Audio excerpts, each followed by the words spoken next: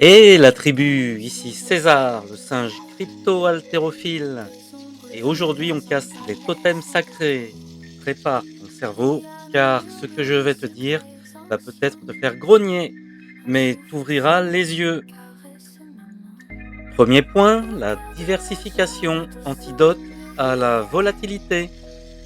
Qui met tous ses mangues dans le même panier? Pas César. La volatilité crypto, c'est comme une tempête dans la savane. Tu ne la contrôles pas, mais tu peux construire ta hutte ailleurs. Diversification égale réduction de la volatilité globale. Donc, c'est ce qu'on appelle en maths la variance du portefeuille. Je te passe donc cette formule qui est imbuvable, mais le but est de comprendre que si tu as plusieurs actifs à volatilité égale, et ben ta volatilité cumulée de tes deux actifs est diminuée. Donc le résultat, même avec du BTC, de l'ETH et du BNB, t'es pas invincible, mais t'es moins nu sous la pluie. Deuxième point, multi-exchange, pas toujours la liberté, parfois la fragilité. FTX, Celsius, MTGOX, ce sont pas des espèces animales, ce sont des cadavres dans la jungle. Aujourd'hui, même Coinbase fait l'objet de procédures. Bybit dans le viseur. Tu veux sécuriser? Alors Sex, Dex, Cold Wallet, mais attention aux extrêmes. Not your coin, not your crypto, ça c'est le slogan communément admis. Vrai ou pas vrai? Mais not your common sense, not your peace of mind. César s'est brûlé les poils à croire qu'un ledger sous un arbre suffisait. Mais quand les hyènes rôdent, home invasion, pour cette phrase, la tranquillité devient un luxe. Troisième point, la fiscalité française, la vraie jungle. La jungle, c'est pas la savane. En France, la loi est dense comme une canopée. Tu dois déclarer chaque branche que tu touches. Échange de coin égale événement taxable. Même sans gain, tu déclares. Tu veux du stacking? Oups, revenu imposable. Donc les infos clés, déclaration obligatoire des comptes étrangers, style PayPal, Revolut, Binance, etc. Donc tu as une pénalité jusqu'à 1500 € de comptes non déclarés. Calcul du prix moyen d'acquisition, PMA obligatoire également. Donc très lourd. Conseil de César, tu veux dormir tranquille, pense fiscalité avant la lune. Quatrième point, la sécurité physique, la réalité sauvage. Tu veux être ton propre banquier? Ok, mais prépare-toi à devenir ton propre vigile. Les influenceurs se font agresser pour une seed phrase. On ne te vole plus un iPhone, on te braque pour ton wallet. Caressant, braquage ciblé via réseaux sociaux, attaque physique, doxing. Donc ça fait méditer César, mieux vaut une crypto surveillée qu'une crypto volée. Cinquième point, la révolution des ETF, ETP, l'investisseur évolué. Tu veux du BTC sans te soucier des lions, des yens, ni des impôts? Les ETF arrivent comme des éléphants dans la jungle, puissants, stables et réglementés.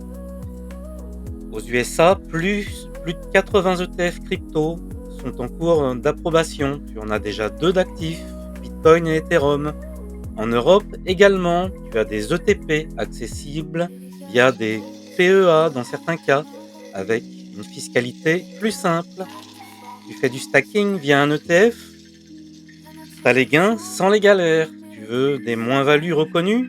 L'État dit « Merci monsieur l'investisseur régulé ». Donc le conseil de César, pour les nouveaux, un ETF c'est comme un arbre solide, pas besoin de grimper, juste d'en cueillir les fruits. Sixième point, l'adaptabilité, la loi de la jungle. Si tu crois encore que détenir des cryptos, c'est forcément isolé, wake up. L'adoption institutionnelle, les fonds BlackRock, Fidelity, les ETX en Allemagne, tout change et César aussi change. Autrefois maximaliste, aujourd'hui réaliste. Réveillez-vous, chers crypto-haltérophiles. La jungle appartient à ceux qui s'adaptent. ceux qui évoluent, ceux qui comprennent que la sécurité, c'est pas une idéologie, c'est une stratégie.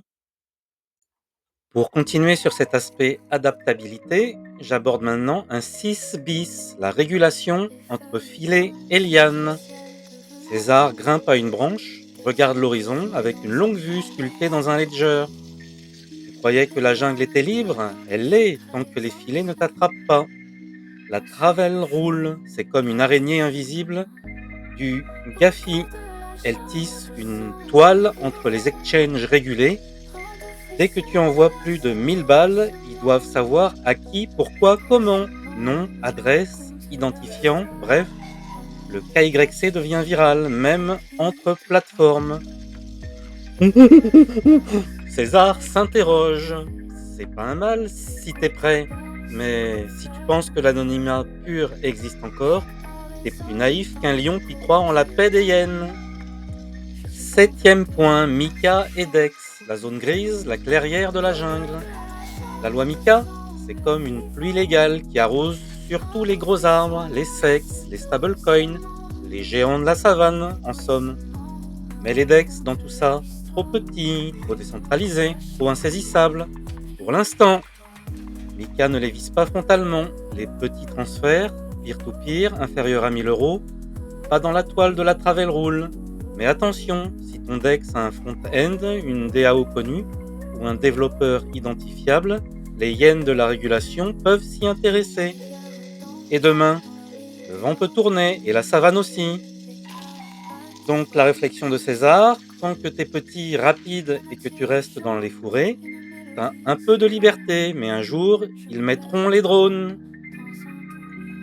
Dernier et 8e point, la stratégie finale, conscience avant conviction. César n'est ni maximaliste, ni anarchiste, il est stratégiste, libre mais pas aveugle. Il comprend que la liberté sans sécurité, c'est comme trader sans stop-loss, un rêve jusqu'au cauchemar. César investit sur des ETF pour la paix mentale, utilise des DEX pour certaines missions discrètes et garde des cold wallets avec sécurité physique et protocole chiffré. Et vous, dans quelle case vous vous situeriez? Alors, tu veux rester un crypto-nomade?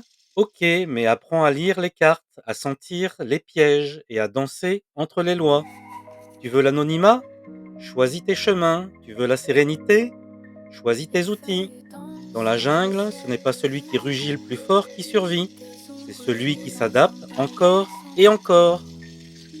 Abonne-toi, lâche un pouce si tu as appris un truc, et partage à celui qui pense que la Mika, c'est un Pokémon. C'était César, le plus malin de la jungle, le singe qui lève de la fonte et soulève des vérités. Entre Amax, Altero et CryptoLedger, il t'a partagé ce que peu osent dire en plein feu de la savane. Ici, on n'a pas peur de se remettre en question, parce que dans la jungle, celui qui survit, c'est pas le plus fort, c'est celui qui s'adapte.